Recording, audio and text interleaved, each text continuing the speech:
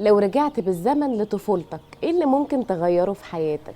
النهارده هنحكي حكاية إزمة لمحمد صادق. بتبدأ الرواية بهدية بيستلمها عيسى الشواف من صديقة طفولته اللي اسمها سيرة. كان طلب منها عيسى وهو عنده 18 سنة إنها تديله الهدية دي بعد 20 سنة، وكان هو طبعا كبر واتجوز وانفصل وفقد الشغف في حياته وكان عايش في ملل جدا من وقتها، ونسي عيسى موضوع الهدية ده خالص. لكن سيرة ما نسيتش، والهدية دي كانت عبارة عن كاميرا وشرايط مسجلها عيسى لنفسه من وهو صغير. الشرايط دي كان فيها أحلامه وطموحاته اللي كان نفسه يحققها ويشوفها في نفسه لما يكبر، وكأنه بيفكر نفسه لما يكبر بحلمه القديم إنه لازم يخرج فيلم عن قصة حياته. اتصدم عيسى لأنه معرفش يفتح الفيديوهات، أصله كان عامل لنفسه لعبة حلوة قوي إن مفيش فيديو هيفتح إلا لما يلاقي الكنوز التسعة. الكنوز دي خباهم بنفسه في أماكن مختلفة وهو صغير، وطبعا هو مش فاكر أي حاجة من الكلام ده دلوقتي. لقى نفسه بيقول لنفسه في الفيديو: فلنبدأ اللعبة يا عيسى،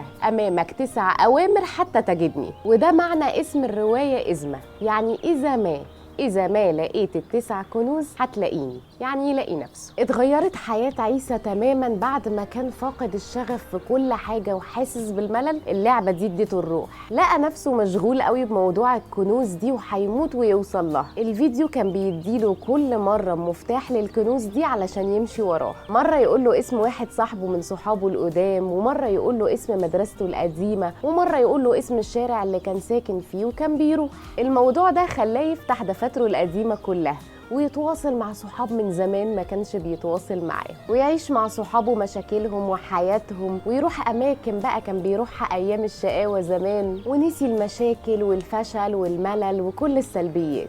وبعد رحلة طويلة جميلة مليانة مغامرات وصل ل9 كنوز وجمع صحابه كلهم حواليه. اخر الفيديو سألوا عيسى الصغير: لسه عايز تحقق حلمك في ان انت تخرج قصة حياتك ولا لأ؟